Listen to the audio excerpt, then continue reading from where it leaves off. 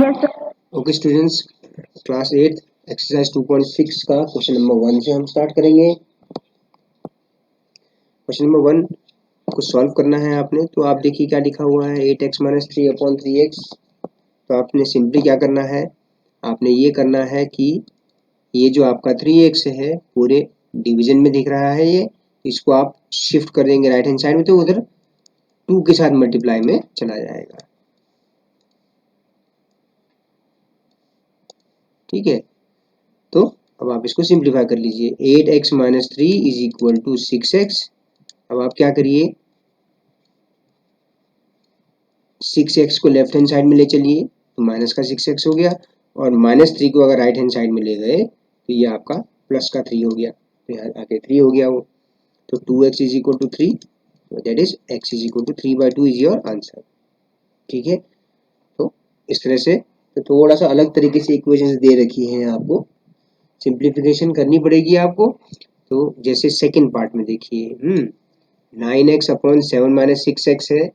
ठीक है, अब आप बताइए क्या होगा। ठीक है, मैं क्या करूं। ओके आई स्कूली, आप बताओ बेटे। Yes sir. आप बताइए 9x minus upon 7 minus 6x is equal to 15 है। तो नेक्स्ट स्टेप में हम क्या करेंगे, 7 माइनस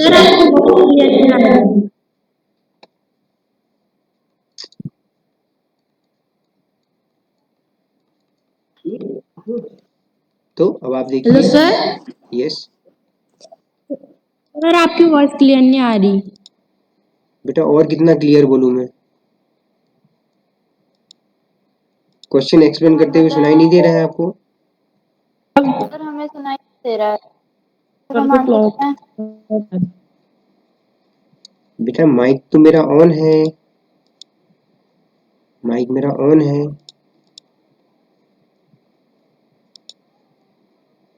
हो सकता है नेटवर्क का इश्यू हो।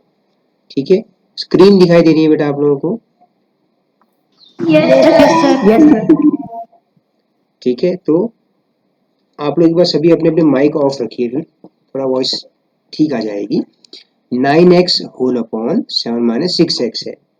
ठीक है, तो अब आप देखिए ये जो डिनोमिनेटर में जितना भी है जितना कुछ ये डिनोमिनेटर में है, ये आपका राइट हैंड साइड में जाके मल्टीप्लाई में चला जाएगा। तो 15 इंटू 7 माइनस 6x, इसको आप सिंप्लीफाई करिए। 9x इज इक्वल टू 15 7 जा। आपको मेरी वॉइस आ रही है बेटा?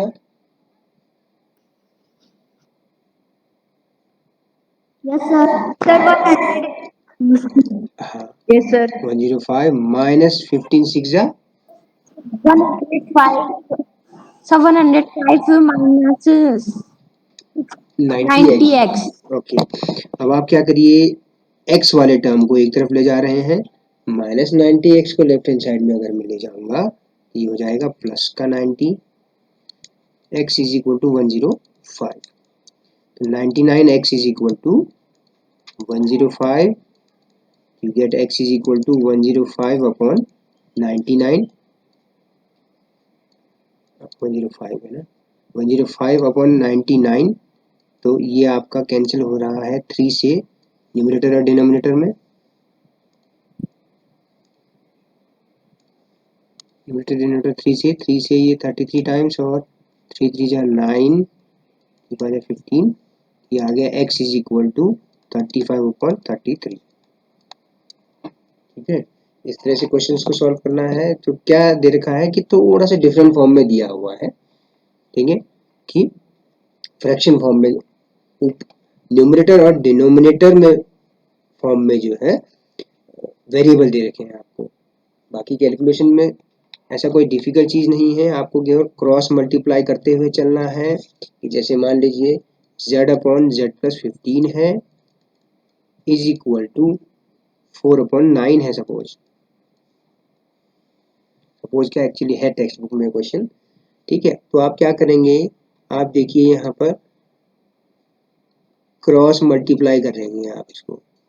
ठीक है, तो डिनोमिनेटर में जो चीज है राइट हैंड साइड में जाएगा तो ये मल्टीप्लाई में चला जाएगा 4 के साथ, है ना। और ये 9 यहाँ आ जाएगा, तो क्या हो जाएगा 9z is equal to 4 into Z plus 15। हमने क्या कर दिया, अब एरो देखिए यहाँ पे, ये क्या है, हमने क्रॉस मल्टीप्लाई कर दिया है ना। 9 राइट हैंड साइड में डिवीजन में था, लेफ्ट हैंड साइड में ले गए तो मल्टीप्लाई में चला गया, यानी कि जो डिनोमिनेटर में था वो न्यूमरेटर में चला गया। लेफ्ट हैंड साइड में z प्लस 15 जो डिनोमिनेटर में था, उसको जब हम राइट हैंड साइड में ले जाएंगे तो न्यूमरेटर के साथ जाके मल्टीप्लाई हो जाएगा। ठीक है, क्लियर है सभी को, है ना। तो अब आप इसको सिंप्लीफाई करिए, ब्रैकेट को ओपन करिए, 4 into Z is 4z plus 15 4z is 60। तो now you shift this 4z on the left hand side, so you will get 5z is equal to 60 और simply z is equal to 60 upon 5, तो z is equal to क्या आ गया 12 आ गया। ठीक हो गया। अच्छा 3y प्लस 4, ओके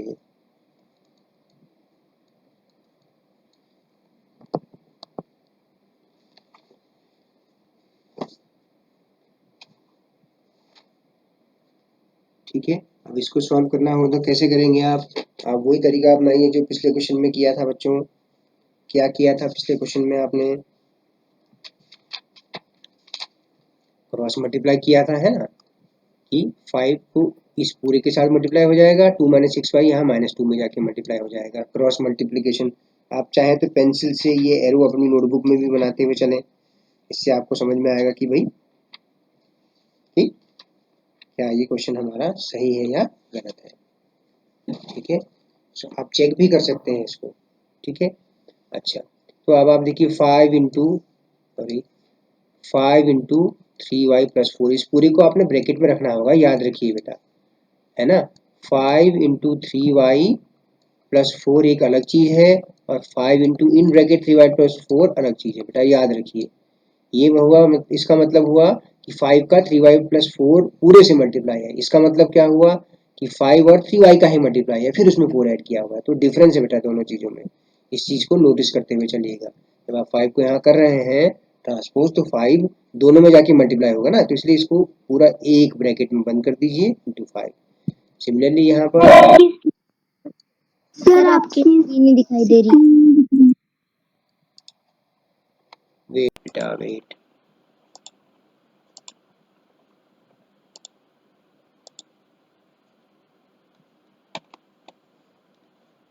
अब दिख रही है बेटा स्क्रीन? Yes sir. मुझे ऐसा लग रहा है किसी ने बीच में अपनी स्क्रीन प्रेजेंट की थी गलती से, इसीलिए चला गया था बेटा। हो सकता है कि किसी ने आप में से किसी ने स्क्रीन प्रेजेंट करने की कोशिश की या बटन दब गया होगा, इसीलिए ऐसा होता है। ठीक है, तो अब मैं इसको फिर से एक्सप्लेन करूं फिर जो मैंने कहा था। Yes sir. अच्छा ठीक है, तो देखिए ये है 3y प्लस 4 होल अपॉन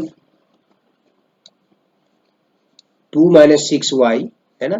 तो हमने क्या किया, हम इसको जो है क्रॉस मल्टीप्लाई करेंगे, यहाँ वाली चीज इसके डिनोमिनेटर की चीज यहाँ आके मल्टीप्लाई हो जाएगी, और ये -2.5 के डिनोमिनेटर में जो 5 है वो लेफ्ट हैंड साइड के न्यूमरेटर में जाके मल्टीप्लाई हो जाएगा। तो 5 इंटू 3y प्लस 4 इस पूरे से मल्टीप्लाई होगा बेटा, is equal to -2 into 2 minus 6y। देखिए याद रखने की चीज है कि आप इस चीज को नोट करिए कि ये दो केसेस डिफरेंट है, इन दोनों में अंतर देखिए आप। ठीक है, ब्रैकेट नहीं लगाने से क्या मतलब हो जाता है, 5 का 3y से मल्टीप्लाई है, उसमें 4 ऐड है, जबकि हमारा 5 जो है पूरे के साथ मल्टीप्लाई होना है, दोनों टर्म्स में जाके मल्टीप्लाई होगा, इसलिए हमने ब्रैकेट यूज किया है, तो ये चीज याद रखना जरूरी है। ठीक है, अब आप 5 को अंदर मल्टीप्लाई कर दीजिए ब्रैकेट में, तो 5 3 15y plus 60 is equal to -4 plus 12y। ठीक हो गया, इसको आप सिंप्लीफाई करिए,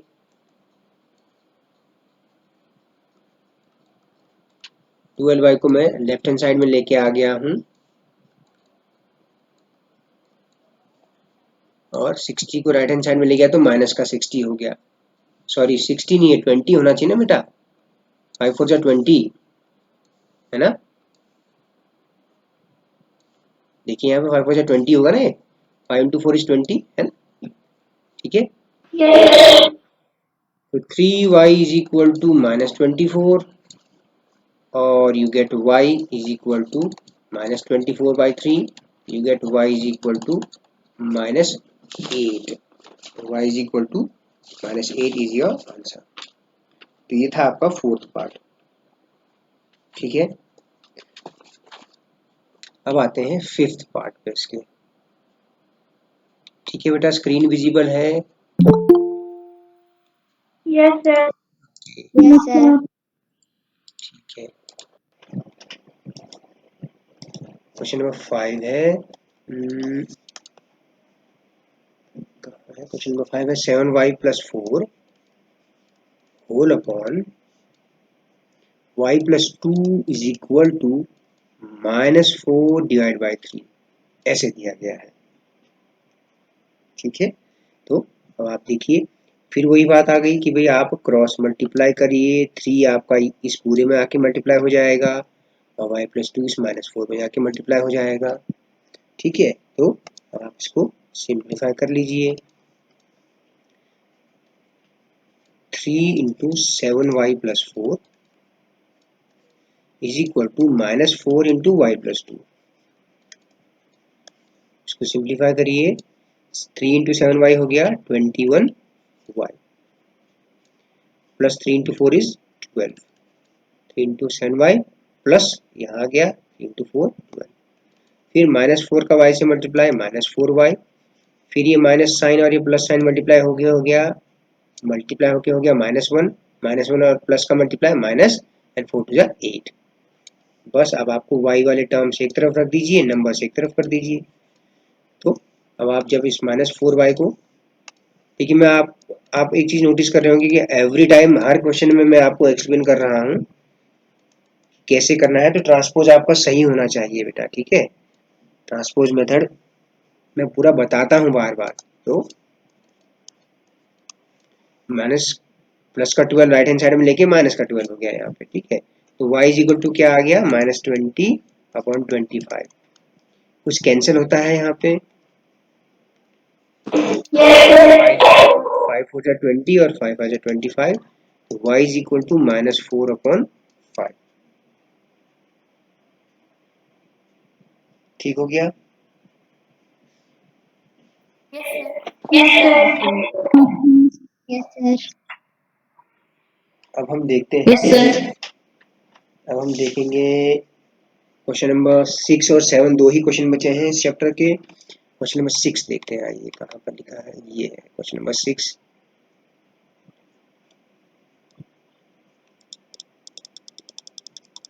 क्वेश्चन नंबर 6 यहाँ पर देखिए, the ages of Hari and Harry, Hari और हैरी की प्रेजेंट एज जो है उनके बीच का रेशियो 5:7 है। 4 years later or 4 years from now the ratio of their ages will be 3:4। Find their present ages, Hari और हैरी की प्रेजेंट एज का जो रेशियो है, अनुपात है 5:7 है। 4 साल के बाद उनकी आयु का अनुपात 3:4 हो जाएगा। उनकी वर्तमान आयु पता करिए, फाइंड देयर प्रेजेंट एजेस। तो पहला काम हम क्या करें, लेट प्रेजेंट एज ऑफ हरी,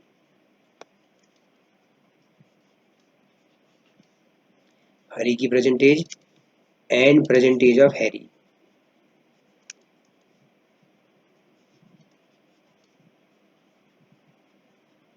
ठीक है।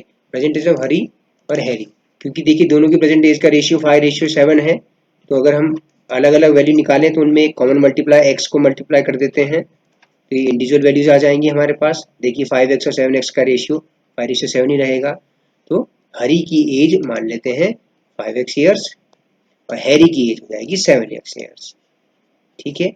अच्छा, 4 years लेटर उनकी एज क्या हो जाएगी, 4 साल के बाद उनकी एज क्या होगी, 4 years letter as of Hari, Hari की एज और हैरी की एज क्या हो जाएगी बताइए आप मुझे। हरी की एज 4 साल के बाद क्या हो जाएगी बेटा?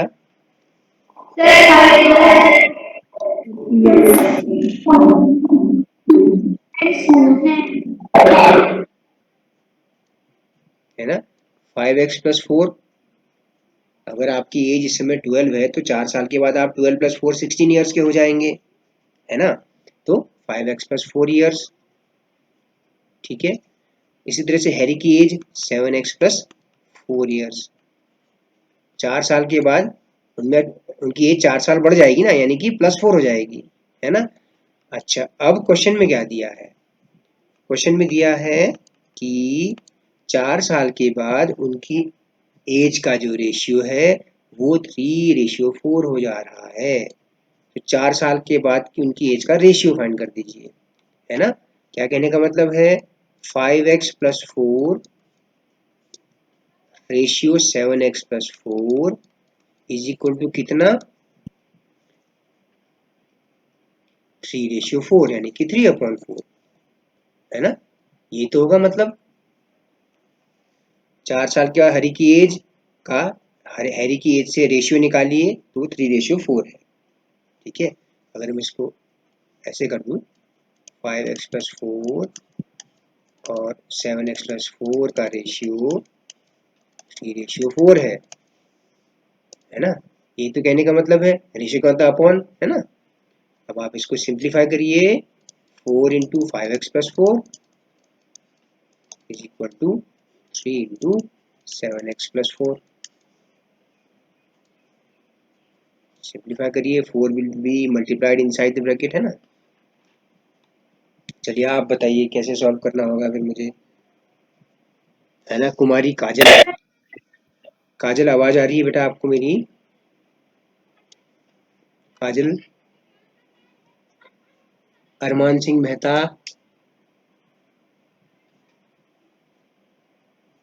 भूमिका पुखरिया, यस सर। है ना। आगे बताइए फिर नेक्स्ट स्टेप पे अब क्या हो जाएगा? 4 को अंदर मल्टीप्लाई किया तो क्या आ जाएगा? Sir 20x plus 16। Okay, 20x plus 16 is equal to sir 21x plus 12।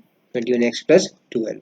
अब आप देखिए, 12 को मैं यहाँ ले आ रहा हूँ, 20x को मैं यहाँ ले जा रहा हूँ। क्या किया मैंने? 16 minus 12 is equal to 21x minus 20x। तो 4 इज इक्वल टू x, तो इसका मतलब क्या हुआ? x is equal to 4। ये तो केवल x की वैल्यू आई। तो present age of Hari, present age of Hari हमने क्या मानी थी? प्रेजेंट एज ऑफ अजी हरी हमने 5x मानी है। तो 5x यानी कि 5 इंटू 4, 5 इंटू 4 यानी कि 20 ईयर्स की एज हो गई हरी की। अच्छा, present age of Harry find out करेंगे।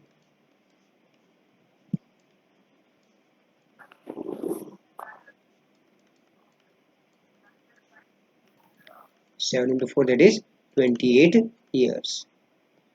अब आके देखिए, अब हम चेक करते हैं, देखिए चेक करते हैं, देखिए 20 और 28 का रेशियो फाइंड करिए। 20 और 28 का रेशियो फाइंड करिए। 4 5 जा 20, 4 7 जा 28, है ना। 5:7 आया। अच्छा, 4 साल के बाद हरी हो गया 24 ईयर्स का, हैरी हो गया 32 ईयर्स का। अब उनकी एज का रेशियो देखिए, 8 3 जा 24, 8 4 जा 32, 3:4, है ना। यही तो क्वेश्चन में कहा है, प्रेजेंट एज का रेशियो 5:7 है, 4 साल के बाद इनकी एज का ratio 3:4, that means our answer is correct. ठीक हो गया? क्लियर है सभी को बेटा? Okay fine. अब आते हैं क्वेश्चन नंबर 7 की तरफ। Can anyone read this question to me? कोई क्वेश्चन को रीड करिए बेटा। हाँ चलिए आप रीड करिए बेटे। The denominator of a rational number is greater than numerator by 8. If the numerator is increased by 17 and the denominator is decreased by 1, the number obtained is 3/2. Find the rational number. अच्छा, तो जब भी हम कोई rational number बनाते हैं तो rational number में का मतलब क्या होता है, रैशनल नंबर कैसे बनता है, रैशनल नंबर इज, पूरा चैप्टर हमने पिछला पढ़ा हुआ है, रैशनल नंबर का मतलब क्या होता है, क्या पार्ट होते हैं उसमें, एक होता है न्यूमरेटर, ठीक है ना, एक होता है डिनोमिनेटर, न्यूमरेटर और न्यूमरेटर अपॉन डिनोमिनेटर टाइप की जो क्वेश्चन जो नंबर्स होती हैं वो क्या कहलाती हैं, रैशनल नंबर कहलाती हैं। क्लियर है ना सभी को, इतना तो सभी को पता है। यस है ना? सर। अच्छा अब क्या यस सर। अब क्वेश्चन में कहता है कि न्यूमरेटर और डिनोमिनेटर के बीच रिलेशन क्या है। ये कहता है कि denominator of a rational number is greater than it's numerator bye 8। अगर हम न्यूमरेटर को 8x कह लें, न्यूमरेटर को अगर हम न्यूमरेटर को अगर हम x कहें तो डिनोमिनेटर क्या है, उससे 8 ज्यादा है, is greater than it's numerator bye 8। Denominator numerator से 8 ज्यादा है तो डिनोमिनेटर क्या हो जाएगा आपका, x अपॉन 8 हो जाएगा, होगा, ठीक है, ये तो दिया है। तो इसीलिए रैशनल नंबर क्या हो जाएगा, x अपॉन x प्लस 8 हो जाएगा, ठीक है। तो ये कहने का मतलब है, आप देखिए यहाँ लिखिए, let numerator of rational number is x, so denominator will be, according to the question it is given, denominator is greater than its numerator by 8, that means x plus 8. So the rational number will be, numerator upon denominator, that is x upon x plus 8। ठीक हो गया, ये तो हुआ कहने का मतलब। अच्छा अब क्या कहता है, क्वेश्चन में ये कहता है कि अगर numerator is increased by 7, numerator को 7 से इंक्रीज कर दिया यानी कि +7 कर दीजिए, और डिनोमिनेटर को में से एक सब्ट्रैक्ट कर दिया जाता है, डिनोमिनेटर इज डिक्रीज बाय 1, ठीक हो गया, x प्लस 8 माइनस 1। देखिए आपका रैशनल नंबर क्या है, रैशनल नंबर आपका x अपॉन 8 है, x upon whole upon x plus 8 है। अब ये कहता है कि 7 इंक्रीज करिए न्यूमरेटर में, 1 डिक्रीज करिए डिनोमिनेटर में, तो हमने कर दिया, ठीक है। तो फ्रैक्शन क्या हो गया अब, x plus 7 upon x plus 8 minus 1, और ये क्या आ जाता है, तो ये जो नंबर मिलता है वो 3/2 है, यानी कि ये जो फ्रैक्शन में न्यूमरेटर में आप 1 ऐड करिए, आप 7 ऐड करिए, डिनोमिनेटर में आप 1 सब्ट्रैक्ट करिए, तो वो रैशनल नंबर 3/2 हो जाता है, ठीक है। इसको आप सिंप्लीफाई करिए।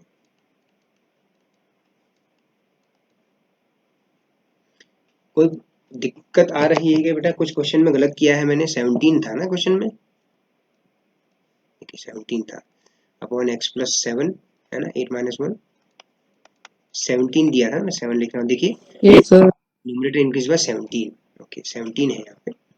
तो